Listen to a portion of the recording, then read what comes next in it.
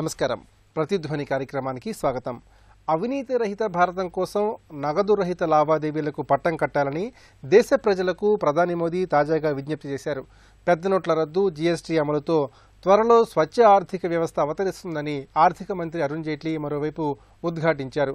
వడ్డీ రేట్లు తగ్గే అవకాశం ఉందన్నారు. ఈ నెలాఖరు నాటికి పెద్ద మొత్తంలో నగదు విడుదల చేస్తామని హామీ ఇచ్చారు. అన్నిటినీ మించి దేశవ్యాప్తంగా మొబైల్ బ్యాంకింగ్ జోరందుకుంది. ఇక పన్ను ఎగవేత సందర్భాల్లో తీసుకునే నిర్ణయాలపై ఆదాయ పన్ను శాఖ అధికారులకు ఉన్న విచక్షణాధికారాలను తొలగించనున్నట్లు నీతి ఆయోగ్ ఉపాధ్యక్షుడు అరవింద్ పనగాడియే వెల్లడించారు.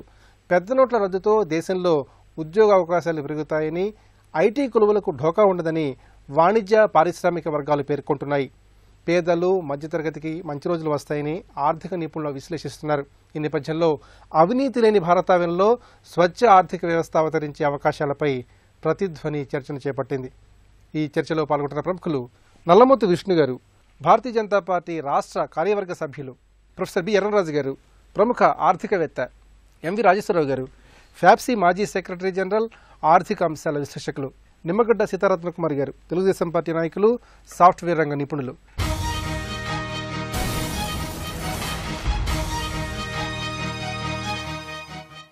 విష్ణు గారు, అవినీతి లేని భారతావని సుసజ్జం కావాలంటే ప్రజలంతా నగదు రహిత లావాదేవీల వైపు మళ్లాలని ప్రధాని ఉద్ఘాటించారు. మరి ప్రధాని ఉద్దేశాన్ని ఏ విధంగా అర్థం చేసుకోవాలి? మొదటగా ఇప్పుడు మన ప్రధాని గారు అంటే మన దేశ నాయకుడు 2014 ఎన్నికల్లో అవినీతి రహిత భారతదేశాన్ని నిర్మిస్తానని వారు ఎన్నికల్లోకి వచ్చారు. ప్రజలు నమ్మారు, వారిని గెలిపించారు, అబ్సల్యూట్ మెజార్టీతో గెలిపించారు. ఈ 2.5 సంవత్సరాల్లో ఆయన పరిపాలనలో ఎక్కడ అవినీతి అనేది జరగలేదు. ఆ గత 10 సంవత్సరాలకి ఇప్పటికి కంపేర్ చేసుకుంటే. అలాగనే రాగానే రిటైర్డ్ జడ్జి షా గారి ఆధ్వర్యంలో కమిటీ వేశారు. ఆయన తన ఎగ్జిక్యూషన్లో అవినీతి రహిత పరిపాలన చేస్తానని వారిచ్చిన మాటకు నిలబెట్టుకుంటూ ఈ 2.5 సంవత్సరాల అధికారం చూపించారు. అంటే ప్రజలకు ఒక నమ్మకాన్ని కలిగించారు. ఇప్పుడు ప్రజలు అదే నాయకుడు ఇచ్చిన పిలుపుని స్వాగతించి దాంట్లో ఎగ్జిక్యూషన్ పాల్గొనాలి. ఇప్పుడు ఎగ్జిక్యూషన్ చేయకపోతే ఏ చట్టం కూడా నిర్వీర్యం అయిపోతుంది. చట్టాలు నిర్మించడం ఒక ఎత్తు అయితే దాన్ని ప్రజలు అర్థం చేసుకొని దాంట్లో పాల్గొంటేనే ఆ స్కీమ్లు ఏదైనా సక్సెస్ అవుతాయి. నగదు ఎక్కువ స్టోర్ చేసుకునే అవకాశం కలిగించినప్పుడే అవినీతి పెరుగుతూ ఉంది. ఇప్పుడు మనం కోట్ల రూపాయలు ట్రాన్సాక్షన్ చేస్తున్నామంటే ఆటోమేటిక్గా దాంట్లో ఒక అవకాశం కలిగించినప్పుడు అవినీతి పెరుగుతూ ఉంది. మనం ఒక చిన్న షాప్కి వెళ్తాం, ఎంఆర్పి రేటుతోనే మనం కొంటున్నాం. ఎంఆర్పి అంటే ఇన్క్లూడింగ్ ఆఫ్ ఆల్ ట్యాక్సెస్ అని కూడా ఉంటాయి. మనకు తెలుసు మనం ట్యాక్స్ కడుతున్నాం. ప్రజలు ట్యాక్స్ కడుతున్నా కూడా అది గవర్నమెంట్ ఖాతాలోకి జమ అవుతుందా లేదా అనేది ఎవరు పట్టించుకోవట్లేదు. ఒక హోటల్కి వెళ్తాం, బిల్లు కడుతున్నాం, దాంట్లో అన్ని ట్యాక్సులు వేసి బిల్లు తీసుకుంటాడు. మరి హోటల్ వాడు గవర్నమెంట్కి ట్యాక్స్ కడుతున్నాడా? మరి మనం మనకెందులే, మన పని మనం ముగించుకొని వెళ్ళిపోయాం కాదు. ప్రతి పౌరుడు కూడా తన యొక్క బాధ్యతని నిర్వర్తిస్తూ తను పే చేస్తున్న పేమెంటు గవర్నమెంట్కి జమ అవుతుందా లేదా అని చూసుకోవాల్సిన అవసరం కూడా ఈరోజు భారతదేశంలో ఉంది. మనం ఇక్కడ ఒకవైపు చైనాతోనూ అమెరికాతోనూ పోటీ పడుతున్నాం. శాటిలైట్ మొత్తం మనం వరల్డ్లోనే నెంబర్ 1 అయిపోయాం. కష్టపడితేనే ఆ స్థాయికి వచ్చాం. ఈరోజు అందరూ కూడా ప్రజలు కష్టపడుతున్నారు. ఈ నోటు విధానంలో పాపం అందరూ కూడా తన ఒక నెల రోజులైనా 2 నెలలైనా కష్టపడాలని వాళ్ళు ఒప్పుకున్నారు. మోడీ గారు మొదటి రోజు అనౌన్స్ చేసిన రోజే కొంచెం కష్టాలు ఉంటాయి, మీరు నన్ను క్షమించి ఈ ప్రోగ్రాంలో పాల్గొనాలని ఆయన విజ్ఞప్తి చేశారు. ప్రజలందరూ ఎస్ అన్నారు.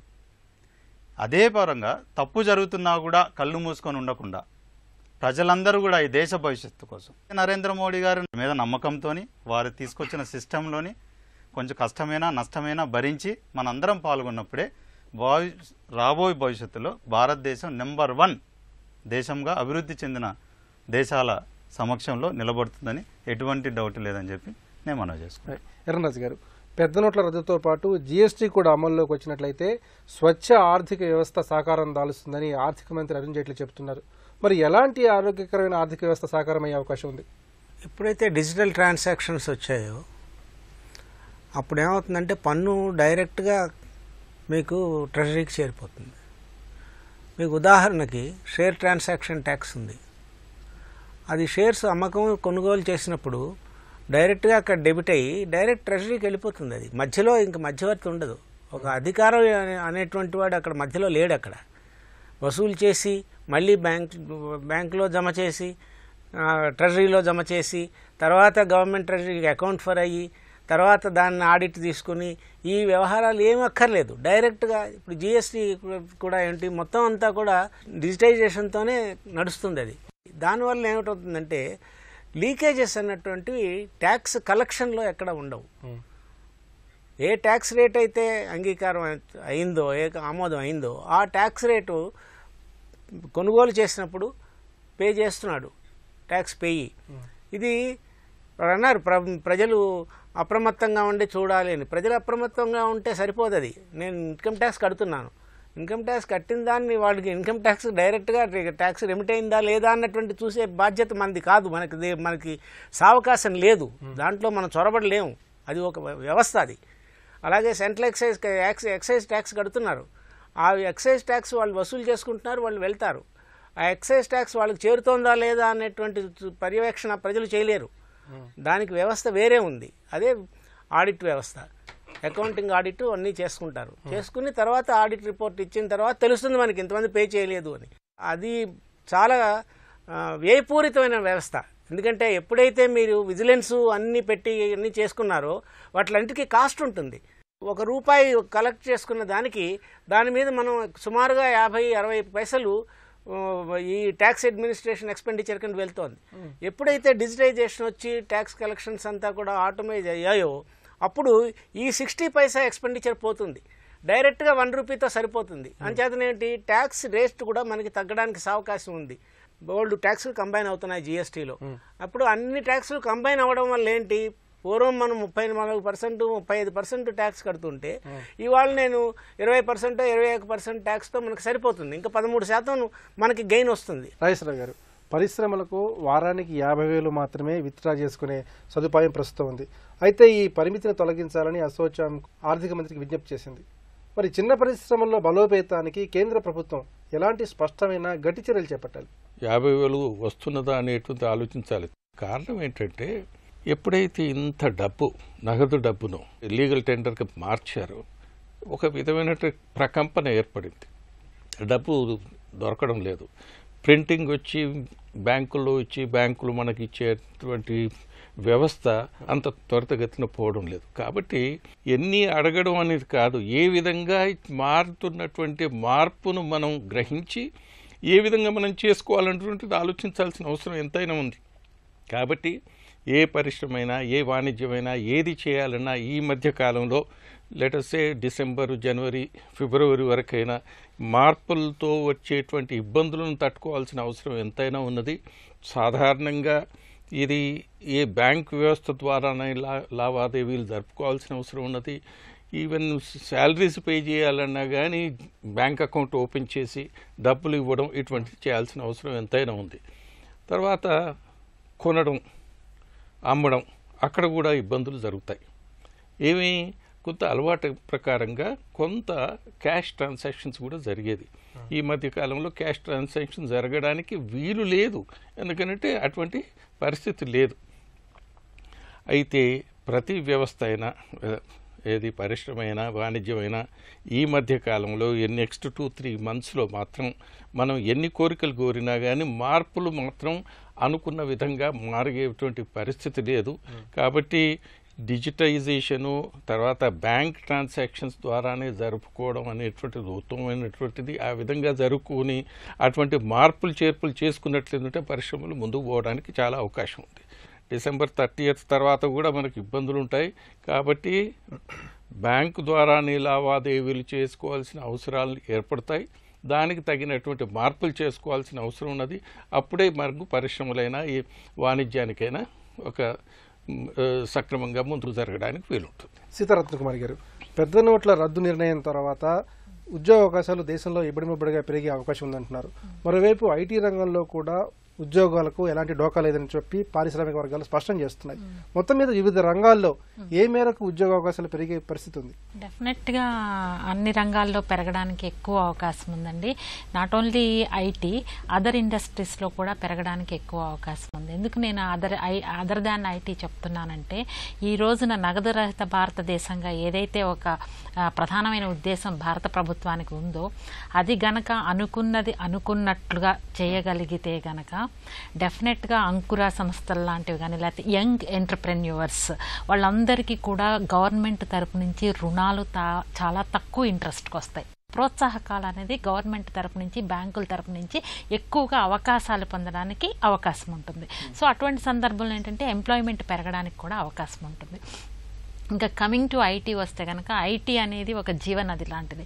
డెఫినెట్గా ఈ రోజున జీడిపి, భారతదేశ జీడిపి తీసుకుంటే కనుక దాదాపు ఐటీ వాటా 10% ఉంది. ఐటీ ఎక్స్పోర్ట్స్ చూసుకుంటే 45%. ఈ రోజున 37 లక్షల మంది ఐటీ ఎంప్లాయీస్ దేశవ్యాప్తంగా ఉన్నారు. అందులో దాదాపు 13 లక్షల మంది ఉమెన్ ఎంప్లాయీస్ ఉన్నారు. అంటే ఇది ప్రత్యక్షంగా ఎవ్రీ ఇయర్కి 2-3 lakhs ఎంప్లాయీస్ పెరుగుతున్నారు ఐటీ రంగంలో. ఇప్పుడు ఈ డిజిటలైజేషన్, ఈ మోడీ గారు తీసుకున్న నిర్ణయం వలన ఇంకా ఎక్కువగా పెరగడానికి అవకాశం ఉంది. కాకపోతే మారుతున్న కాలానికి అనుగుణంగా ఖచ్చితంగా నైపుణ్యాలని యువత అందుకోవాల్సినటువంటి అవసరం ఉంది. అలాగే ప్రపంచవ్యాప్తంగా ఇప్పుడు ఎంతసేపు మనం యూరోప్ మార్కెట్, అమెరికా మార్కెట్, వీటిల్లో అంటే ఆంగ్లం మాట్లాడుతున్నటువంటి కంట్రీస్కి ఎక్కువ వెళ్తున్నాం మన ఇండియా నుంచి. ఈ ఇండియాలో ఐటీ దిగ్గజాలు ఉన్నారు మన దగ్గర, ఎక్కువ వెళ్తున్నారు. అయితే అదర్ దాన్ ఇంగ్లీష్ మాట్లాడే వాళ్ళు కాకుండా కూడా మీరు యూ టేక్ జపాన్ మార్కెట్, దాదాపు అది $140 బిలియన్ మార్కెట్ అది. అంటే మీరు జపాన్లో ఉద్యోగానికి వెళ్ళాలంటే ఇండియన్ ఎంప్లాయీస్ ఏం చేయాలి? ఖచ్చితంగా ఇంగ్లీష్ కాకుండా అదర్ లాంగ్వేజెస్ నేర్చుకోవాలి. జపాన్ లాంగ్వేజ్ నేర్చుకోవాలి, ఫ్రెంచ్ నేర్చుకోవచ్చు, స్పానిష్ లాంగ్వేజ్. అంటే మన నైపుణ్యాలని, మన స్కిల్స్ని యూత్ అందుకోగలగాలి. దానికి సంబంధించి మన ప్రభుత్వాలు ఖచ్చితంగా ఆ దిశగా అవేర్నెస్ అనేది క్రియేట్ చేయగలగాలి. ఇప్పుడు ఇండియాలో కూడా ఎప్పుడైతే మనం బయటకు వెళ్తామో, ఇండియాలో కూడా ఈ డిజిటలైజేషన్ వలన అంతే ఎంప్లాయ్మెంట్, అంటే డొమెస్టిక్గా, ఇంటర్నేషనల్గాను పెరుగుతాయి, నేషనల్గాను పెరుగుతాయి. But what ever it is, మన స్కిల్స్ని మాత్రం ఖచ్చితంగా అభివృద్ధి చేసుకోవాలి. ఈ నగదు రహిత డిజిటలైజేషన్ వైపు ఏదైతే మన ప్రభుత్వం తీసుకుంటుందో అది డెఫినెట్గా యువతకి ఖచ్చితంగా ఉపయోగపడుతుంది. ఆపర్చునిటీని అందుకోవడం అనేది యువత చేతుల్లో ఉంది. విష్ణు గారు, ఇంటి రుణాలపై 6% మేర వడ్డీ రేట్లు తగ్గే అవకాశం ఉందని చెప్తున్నారు. మరోవైపు మౌలిక వస్తువులపై ప్రభుత్వం భారీగా పెట్టుబడులు పెట్టడానికి కూడా సన్నాహకాలు చేస్తోంది. మరి మొత్తం మీద ఆర్థిక వ్యవస్థ రాబోయే భవిష్యత్తులో ఏ మేరకు పుంజుకుంటుందంటారు? తప్పకుండా పుంజుకుంటుందండి, దీంట్లో ఎందుకంటే డౌట్ లేదు. మీరు జనరల్గా కామన్ సెన్స్తోనే డబ్బునంతా మూల పెట్టేశాం, రొటేషన్లోకి రావట్లేదు. వేల కోట్ల రూపాయలు ఎవరి దగ్గర వాళ్ళ దగ్గర ఇళ్లలో ఉండిపోయాయి. దొంగ నోట్ అనండి, బ్లాక్ మనీ అనండి, ఏదైనానండి, రకరకాలుగా. కానీ ఈరోజు అంతా బయటకు వచ్చింది. అసలు మన దగ్గర ఎంత డబ్బు ఉంది అనేది ఇప్పుడు దాకా ప్రజలు ఎవ్వరు దీని మీద డిస్కస్ చేసిన వాళ్ళు లేరు. సో ఈరోజు అవేర్నెస్ పెరిగిపోతుంది. సో ఆ డబ్బును ఆటోమేటిక్గా మళ్ళీ ప్రభుత్వం దగ్గరే ఉంచుకోదు కదా. ప్రభుత్వం దగ్గర ఉంచుకుంటే ఏం చేస్తుంది? మళ్ళీ సేమ్ బ్లాక్ మనీ టైపే ఇంకొక మనీ అయిపోతుంది అది. సో దాన్ని రొటేట్ చేయాల్సిన అవసరం ఉంది. రొటేట్ చేయాలంటే ఎక్కడ పెట్టాలి? విద్య, ఆరోగ్యం, ఇల్లు, మౌలికమైన సదుపాయాల కోసం, మౌలికమైన వాటి కోసం గవర్నమెంట్ తప్పకుండా ఇన్వెస్ట్ చేస్తుంది. ప్రజలకి అది అందుబాటులోకి తీసుకొస్తుంది. రేట్లు తగ్గిపోతాయి. వీటి వల్ల ప్రజలకి ఎంతో ఉపయోగం కలుగుతుంది. ఇది రైతులే చూసుకున్నామండి, డూప్లికేట్ ప్రొడక్ట్స్ కొంటూ ఉంటారు, తర్వాత దెబ్బతింటూ ఉంటారు. ఈరోజు ఈ విధంగా కొన్నారనుకోండి, కార్డు ఉపయోగించి, వాడికి ఒక బిల్లు ఉంటుంది. తప్పు జరిగితే క్వశ్చన్ చేసే అధికారం వీడికి వస్తుంది, ఆన్సర్ చేయాల్సిన బాధ్యత అమ్మినోడికి ఉంటుంది. చీకట్లో కొని చీకట్లో అమ్మితే ఎవరికి బాధ్యత లేదు. అల్టిమేట్గా దెబ్బతిన్న తర్వాత ప్రభుత్వం వైపు చూస్తున్నారు. ప్రభుత్వం చట్టాలు పెట్టిన తర్వాత కూడా దాన్ని ఇంప్లిమెంట్ చేసుకుని దాన్ని ముందుకు పోతూ ఉంటే తప్పకుండా మీరన్న వడ్డీ రేట్లు తగ్గిపోతాయి. డబ్బు ఇన్వెస్ట్మెంట్ ఇన్ఫ్రాస్ట్రక్చర్ మీదకి వస్తుంది. ఆటోమేటిక్గా ఇన్ఫ్రాస్ట్రక్చర్ మీదకి వచ్చేస్తే ఉద్యోగాలు పెరిగిపోతాయి. ఉద్యోగాలు కావాలి, ఉద్యోగస్తులే కదా. ఒక యువత ముందుకొచ్చి అన్నిట్లోని పాలు పంచుకోవాల్సి వస్తుంది. అబ్సల్యూట్లీగా దేశం మారిపోబోతుందండి. ప్రతి మనిషికి ఈ బెనిఫిట్స్ రాబోతున్నాయి. నరేంద్ర మోడీ గారి ఆలోచన విధానం వలన ప్రజలందరూ కూడా స్వచ్ఛంగా దాంట్లో పాలు పంచుకొని ఆయన మీద నమ్మకంతో ముందుకు పోతే మీరు అన్నది తప్పకుండా జరుగుతుంది. ఎర్రరాజు గారు, పన్ను ఎగవేత సందర్భంలో ఆదాయ పన్ను శాఖ అధికారులకు ఉండే విచక్షణ అధికారాలను తొలగిస్తున్నట్లు నీతి ఆయోగ్ ఉపాధ్యక్షుడు అరవింద్ పనిగడిగా స్పష్టం చేస్తున్నారు. మరి ఈ నిర్ణయం వల్ల ఎలాంటి మార్పు గోచరించే అవకాశం ఉంది? ఈ నిర్ణయం వల్ల ఏంటంటే ఇష్టం వచ్చినట్టు వాళ్ళు ట్యాక్స్ వేయకపోవడం ఒకటి జరుగుతుంది. అంటే వాళ్ళకి డిటర్మినేషన్ వాళ్ళ దగ్గర ఉండదు. ఏ ట్యాక్స్ రేట్ అయితే ఫిక్స్ చేశారో ఆ ట్యాక్స్ రేట్ ఆటోమేటిక్గా మీరు డిజిటైజేషన్లోనే వెళ్తున్నారు, మీరు ఎక్కడ పే చేస్తున్నారు. పుట్టిన బిడ్డకి నామకరణం చేసిన దగ్గర నుంచి శవదహనం వరకు చాలా ఖర్చులు నగదు మీద వెళ్తాయి. ఆ నగదుని మీరు డిజిటైజేషన్ దాంట్లో వెళ్ళించలేరు. ఏ దేశము కూడా ప్రపంచంలో నగదు రహిత దేశం లేదు. కానీ నగదు తక్కువగా ఉండేటువంటి దేశాలు చాలా ఉన్నాయి. దానివైపు మార్గం వెళ్ళేటువంటి దేశాలు కూడా చాలా ఉన్నాయి. జర్మనీలో కూడా 500 యూరోస్ని వాళ్ళు ఈ మధ్యన డిమానిటైజ్ చేశారు. అక్కడ కూడా క్యాష్ లేదని వాళ్ళు చాలా కొంత ఇబ్బంది పడ్డారు. అలాగే మనం కూడా ఇబ్బంది పడుతున్నాం. ఇప్పుడు పన్నుల విధానానికి వచ్చేసరికి మీరు చూసుకోండి, 25% మంది పేదవారు, వాళ్ళు పన్ను కట్టవలసిన అవసరం లేదు. 21% మంది పన్ను ఎగ్జంప్షన్ కేటగిరీలో ఉన్న వాళ్ళు ఉంటారు. 46% అయిపోయింది. 4.3% ఆల్రెడీ పన్నులు కడుతున్నారు. అంటే ఎగవేతదారులు 51% ఉన్నారు సుమారుగా.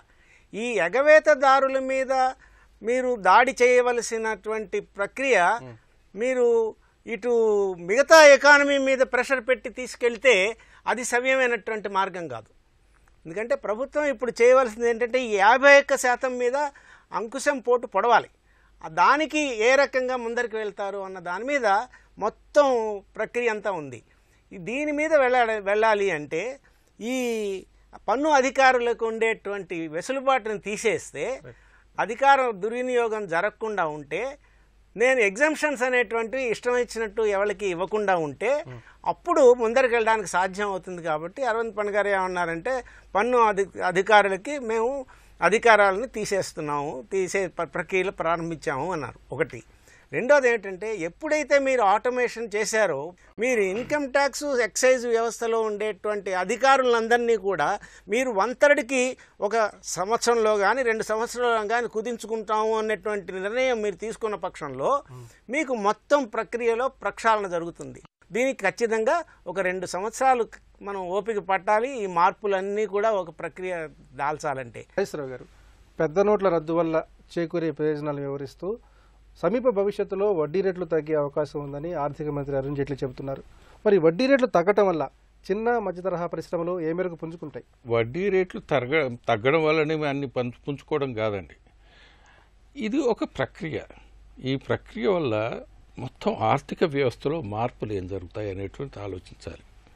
వచ్చేటువంటి 3-4 నెలలు 6 నెలల వరకు ఆర్థిక వ్యవస్థ మందగిస్తుందండి.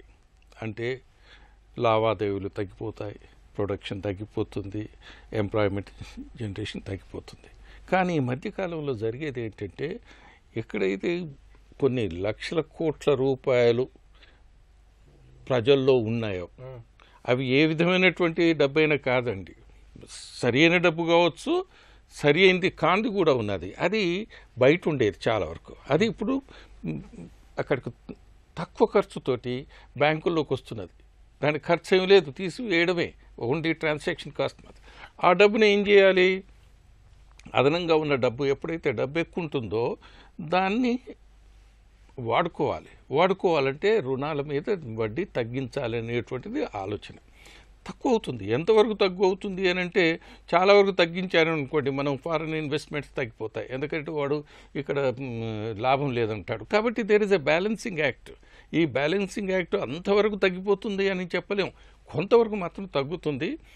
తర్వాత రుణాలు ఇవ్వడానికి కూడా రెండో అంశం ఏంటంటే వడ్డీ రేటు తగ్గడమే కాదు, క్రెడిబిలిటీ. ఎంతవరకు ఎవరి వాళ్ళకి ఇవ్వగలం మనం, ఎన్పిఎస్ ఎంతమందికి ఉన్నాయి, వాడికి క్రెడిబిలిటీ సక్రమంగా ఉందా, ఇచ్చిన డబ్బును సక్రమంగా ఉపయోగిస్తారా, ఇవన్నీ అంశాలు ఉంటాయి.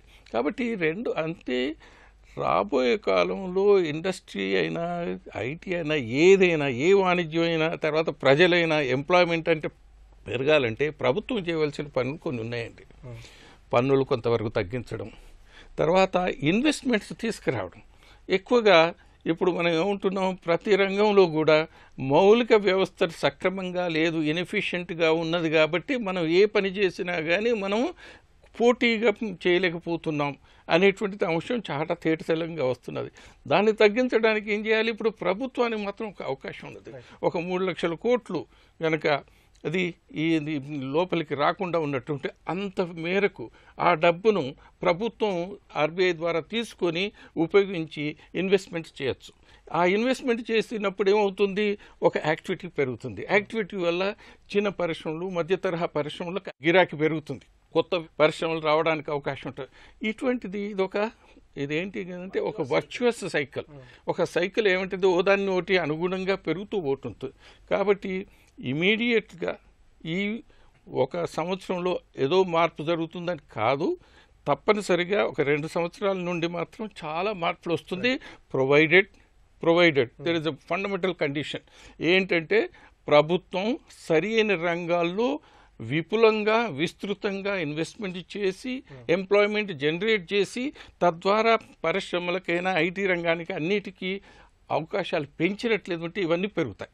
సీతారామ కుమార్ గారు, పెద్ద నోట్ల రద్దుతో తాత్కాలికంగా కొన్ని ఇబ్బందులు ఎదురవుతున్నా పేదలు మధ్యతరగతి జీవితాలకు మున్ముందు మంచి రోజులు వస్తాయని చెప్తున్నారు.